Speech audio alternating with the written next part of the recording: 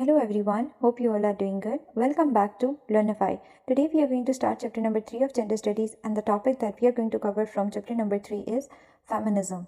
First of all, let's discuss what is feminism. The word feminism, it is originated from the word feminist or feminism, and it was used first time by Alexander Dieff in 1872.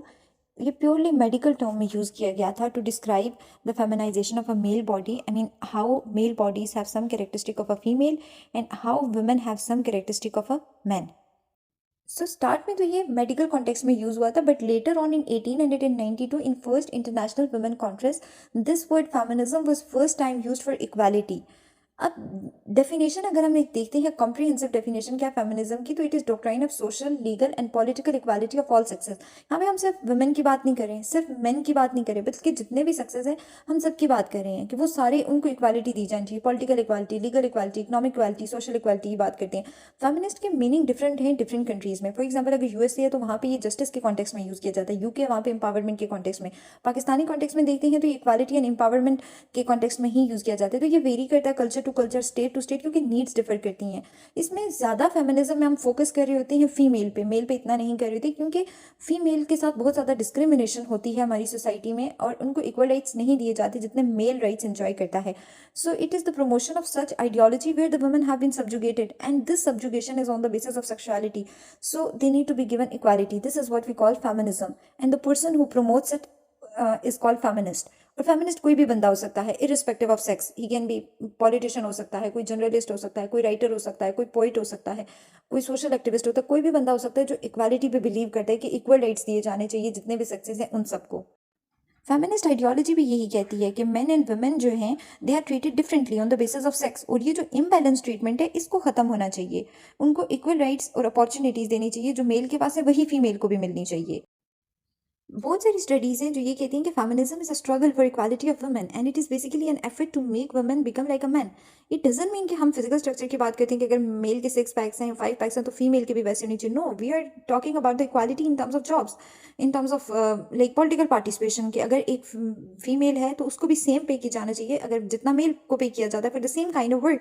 क्योंकि हमने पहले देखा है पिछले lectures में कि women को कम पे किया जाता है. अगर एक मेल 100 रुपये अर्न करता है तो वुमेन सिर्फ 77 रुपये अर्न करती है. तो ये जो डिफरेंस है ये खत्म किया जाना चाहिए, इक्वल पे होनी चाहिए, क्योंकि काम तो दोनों इक्वल करते हैं. तो ये चीज़ें कि जहाँ जहाँ पे डिफरेंसेस हैं तो उन डिफरेंसेस को ख़त्म करना है.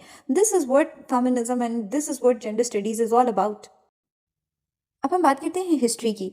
तो मैगी हम एंड रेबेका वॉकर कहती हैं कि जो हिस्ट्री है फेमिनिज्म की ये 3 वेव्स में डिवाइडेड है. फर्स्ट वेव जो 19 से आई थी, सेकंड 1960s और 70s में आई थी, और थर्ड वेव जो थी 1990s में आई थी. एंड कुछ स्टडीज़ ये कहती हैं कि थर्ड वेव अभी तक चल रही है, लेकिन 2010 ऑनवर्ड फोर्थ वेव भी स्टार्ट हो गई थी. एंड नाउ अब जो वेव चल रही है वो फिफ्थ वेव चल रही है. तो कंटेम्प्रेरी जो वेव है वो फिफ्थ वेव है. तो मॉडर्न जो फेमिनिज्म थी वो इमर्ज हुई थी with the writing of Mary Wollstonecraft and John Stuart Mill. याद रखें कि मैरी वॉलस्टोनक्राफ्ट ने सबसे पहले एक बुक लिखी थी जहाँ पे औरतों की राइट के लिए आवाज़ उठाई गई थी, और वो बुक थी vindication of rights of women, जो लिखी गई थी 1792 में. और इसमें यह कहा गया था कि वुमेन को भी इक्वल राइट्स दिए जाने चाहिए मेन की तरह.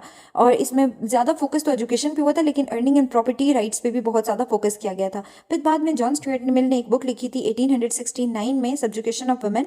उसमें उन्होंने कहा था कि वुमेन को लीगल राइट्स दिए जाने चाहिए. बाद में जब first wave of feminism start होती है 19th सेंचुरी और अर्ली 20th सेंचुरी में, तो उसमें लीगल राइट्स की बात होती है. राइट टू वोट होता है, इकोनॉमिक राइट्स होते हैं, right to on property, right to education, right to employment. Basically ये जो फर्स्ट वेव ऑफ फेमिनिज्म है it revolves around suffrage movement के राइट टू वोट मिलना चाहिए. वुमेन को राइट्स होने चाहिए कि वो अपने हुकूक के लिए आवाज़ उठाएं, उनको राइट्स दो.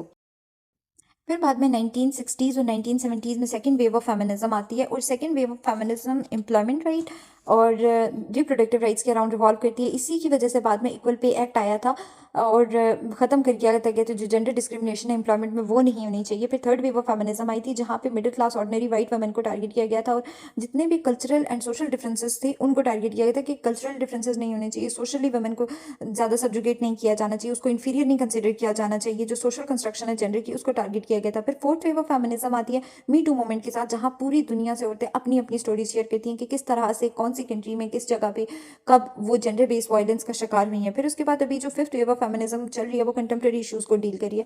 ये सारी की सारी वेव्स को हम 4th चैप्टर में डिटेल में डिस्कस करेंगे। यहाँ पे सिर्फ एक ओवरव्यू दिया गया है कि फेमिनिज्म जो है उसका बैकग्राउंड ये है कि किस तरह 18th सेंचुरी से अभी तक औरतें अपने हुकूक के लिए लड़ती आ रही हैं, बट स्टिल अभी भी औरतों को वो हुकूक नहीं दिए गए, वो अपॉर्चुनिटीज़ नहीं दी गई सोसाइटी में जो कि एक मेल इंजॉय करता है। सो आज की वुमेन बहुत सारे राइट्स एंजॉय कर रही है जो कि 18th सेंचुरी और 19th सेंचुरी में वुमेन के पास नहीं थे। ये वो सिर्फ और सिर्फ ये जो जितनी भी फेमिनिस्ट हैं उनकी स्ट्रगल की वजह से, और जितनी भी वेव्स आई हैं उनकी स्ट्रगल की वजह से औरतों को वोटिंग राइट मिले, प्रॉपर्टी राइट्स मिले हैं, और डिफरेंट राइट्स उनको मिले। राइट टू एजुकेशन, पहले औरतों को एजुकेशन भी हासिल नहीं करने दी जाती थी। जो जितने भी फेमिनिस्ट आइडियल्स हैं वो इसी चीज़ को फोकस करते हैं कि एक्सपेंड करो ह्यूमन चॉइसेस को, like choice to get profession, कि अगर एक वुमेन है वो क्रिमिनल लॉयर भी बन सकती है, वो पायलट भी बन सकती है, वो साइंटिस्ट भी बन सकती है, एक मेल है तो वो कुक भी बन सकता है। तो जो जो कुछ एक बंदा चाहता है वो उसकी पर्सनल चॉइस है, वो अपना प्रोफेशन खुद चूज करे। उसको, एक औरत है, एक लड़की है, उसको फुल आज़ादी है कि वो अपने लिए खुद पार्टनर सेलेक्ट कर सकती है, किस तरह से ड्रेसअप होना है वो खुद चूज करे। इसके अलावा जितनी भी जेंडर स्ट्रेटिफिकेशन है उनको एलिमिनेट करना चाहिए, जेंडर बेस्ड वायलेंस को खत्म करना चाहिए, पेट्रियार्की, ऑपरेशन, स्टीरियोटाइपिंग, इन चीज़ों को खत्म होना चाहिए। डिस्क्रिमिनेशन को रिजेक्ट करते हैं फेमिनिस्ट जितने भी हैं। और इसमें सिर्फ फीमेल इंक्लूडेड नहीं है बल्कि मेल भी इंक्लूडेड है। इसमें मेल फीमेल दोनों को ऐड करते हैं। That man is not from Mars, women is not from Venus, we all belong to this planet earth. तो हमें इक्वल राइट्स देने चाहिए। तो so feminism is all about equality के, equal social, economic, political, legal rights देने चाहिए जितने भी सक्सेस हैं उनको। That's all for today's topic. If you have any question, then write me in the comment box, or you can text me on Instagram as well. If you like my video, then share it, like it, and subscribe it. Thank you so much.